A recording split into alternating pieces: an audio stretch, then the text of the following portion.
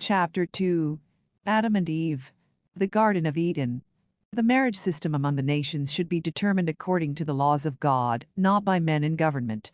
Since the days of the Garden of Eden, man was given the power and responsibility to govern his household. His home is his castle, and he is king. From Mother Eve to the modern-day career girl, woman has been instructed that she is not to act in a governing role in the marriage relationship. A properly organized family cannot have two heads. When the devil tempted Eve, he did it with many truths. He said that if she would partake of the tree of knowledge, several good things would result. 1. She would not die. 2. Her eyes would be opened. 3. She would be as the gods. 4. She would know good and evil. 5. The tree was good for food. 6. It was pleasant to the eyes. 7.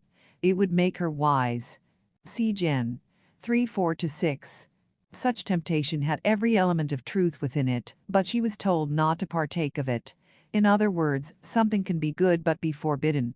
Dr. Adam Clarke stated, "There is a rule for all things, there are in fine fixed and stated limits, on either side of which righteousness cannot be found. On the line of duty alone we must walk. Such limits God certainly assigned from the beginning. Thou shalt come up to this, thou shalt not pass it. And as he assigned the limits, so he assigned the means. It is lawful for thee to acquire knowledge in this way, it is unlawful to seek it in that." Adam Clarke's Commentary, 151.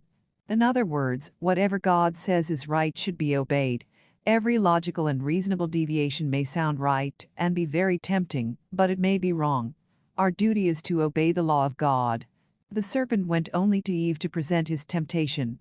Why didn't he go to both Adam and Eve at the same time? Did he think she was weaker than Adam? Regardless, when Eve presented it to her husband, he accepted it. The man was tempted by the woman, not the serpent.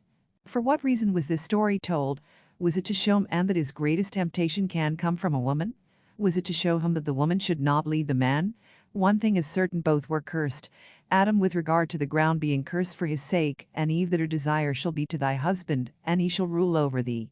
Gen. 3:16. This marriage order was for the man as much as the woman. If he should let the woman lead, then he transgresses the law. Another underlying principle in a man's not allowing a woman to lead is that he would be putting his trust in the arm of flesh. Such a weakness can be spiritually fatal. Conversely, a woman should not blindly follow her husband either. These seemingly minor infractions of that law could become a serious problem to both in their marriage. Temptation is often accompanied with dozens of logical reasons, truths and half-truths, to lead one away from obedience to God's law. The prophet Joseph Smith said, "Whatever God requires is right, no matter what it is, although we may not see the reason thereof till long after the events transpire." TPJS, page 256. This means that our own logic, reason, and calculations cannot always be a true indication of the course that we should pursue. The only proper path in life is by obedience to the commandments and revelations of God.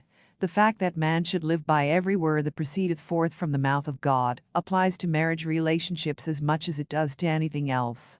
Most marriage laws have been based on Adam and Eve's reportedly monogamous marriage as recorded in the Bible. However, since they were not born into mortality as the rest of mankind, their apparent monogamous marriage may have been different, too.